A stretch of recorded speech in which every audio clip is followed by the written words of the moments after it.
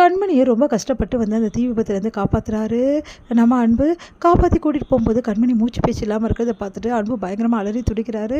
நீ இல்லாத ஒரு வாழ்க்கை எனக்கு தேவையே இல்லை, இந்த உலகத்தில் நான் இருக்கவே மாட்டேன் கண்மணி, உனக்கு எதுவுமே ஆகக்கூடாதுன்னு சொல்லிட்டு மடியில் போட்டு பயங்கரமாக அழறாரு. அடுத்த ஹாஸ்பிட்டல் எடுத்து போயிட்டு சேர்க்குறாரு. அப்போ வந்து ஐசியூவில் வந்து கண்மணி இருக்காங்க. அதை பார்த்துட்டு வந்து அன்பு பயங்கரமாக கதறிக்காரு, அழுதுட்டுருக்காரு. அவங்க தம்பி வந்து அவருக்கு ஆறுதல் சொல்லிட்டு இருக்காரு. இந்த சூழ்நிலையில் எல்லாருமே அங்கே வந்துடுறாங்க. கண்மணிக்கு என்னாச்சு இப்போ அப்படின்னோடனே, இப்போ உள்ளே இருக்கா என்னன்னு தெரியல, ட்ரீட்மெண்ட் போயிட்டுருக்கு அப்படின்னு நம்ம சொல்கிறாங்க. இங்கே வந்து தவிச்சு போகிறாரு அன்பு. அவரால் தாங்கிக்கவே முடியலம்மா, கண்மணி இல்லாமல் என்னால் வாழ முடியாதுமா, கண்மணி எனக்கு வேணுமா அப்படின்னு சொல்லிட்டு பயங்கரமாக கதறிக்காரு, அழறாரு. இதெல்லாம் பார்த்து வெள்ளாக்கு செம்ம டென்ஷனாக இருக்குது, அதிர்ச்சியாகவும் இருக்குது. ஏன்னா இப்படி அழுகுறாரு அன்பு அப்படின்னு சொல்லிட்டு, எனக்கு தெரியாதாடா, கண்மணி தான் உனக்கு முக்கியம்னு சொல்லிட்டு சீக்கிரம் வந்துடுவாடா.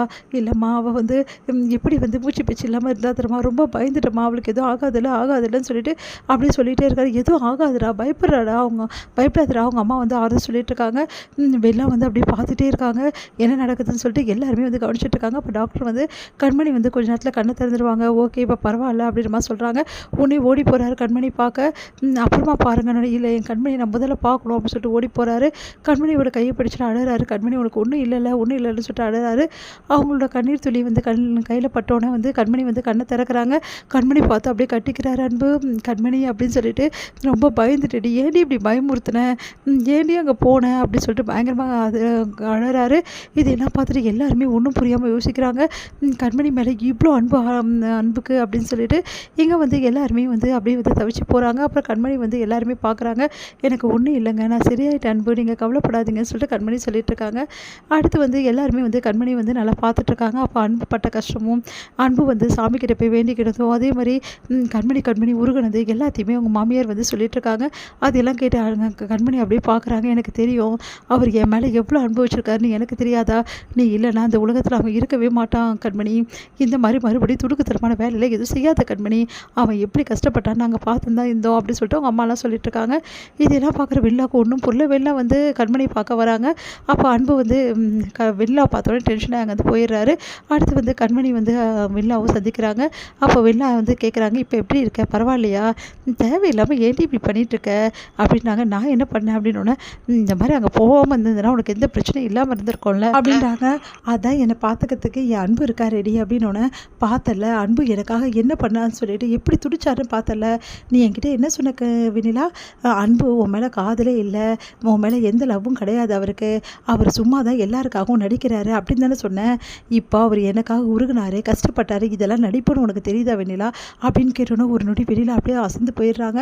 சொல்லு வெண்ணிலா, இதெல்லாம் நடிப்பா, அப்போ எனக்கு அவர் உருகுனதெல்லாம் என் அம்மாக்காக தான், அவரோட அம்மாக்காக தான் அவர் உருகுனாங்க, மற்றபடி வந்து எனக்காக அவர் உருகலை நீ நினைக்கிறியா, இதெல்லாம் நடிப்பு நீ நினைக்கிறியா வெண்ணிலா அப்படின்னோடனே அப்படியே அதிர்ச்சியாக பார்க்குறாங்க. சொல்லு வெண்ணிலா அப்படின்னோடனே, இல்லடி நடிப்பு இல்லை, தெரியுது இல்லை உனக்கு, ஒரு மனுஷன் ஒருத்தர் மேலே எவ்வளோ அன்பு வச்சுருந்தா இந்த அளவு வந்து பண்ண முடியும் சொல்லு, இந்த அளவு ஏங்க முடியும், அவர் என் மேலே எவ்வளோ அன்பு வச்சுருந்தா எனக்காக வந்து இப்படியெல்லாம் வந்து யோசிச்சிருப்பாரு, அது மட்டும் கிடையாதுடி, என்கிட்ட வந்து எப்படிலாம் பேசினார் தெரியுமா, நீ தான் என் வாழ்க்கை, நீ தான் எனக்கு எல்லாமே, நீ ஒரு நொடி என்னை விட்டுட்டு போயிடுவேன்னு பயந்துட்டேடி அப்படின்னு சொல்லிட்டு அப்படியே கையை பிடிச்சிட்டு கெஞ்சினார்டி குழந்தை மாதிரி.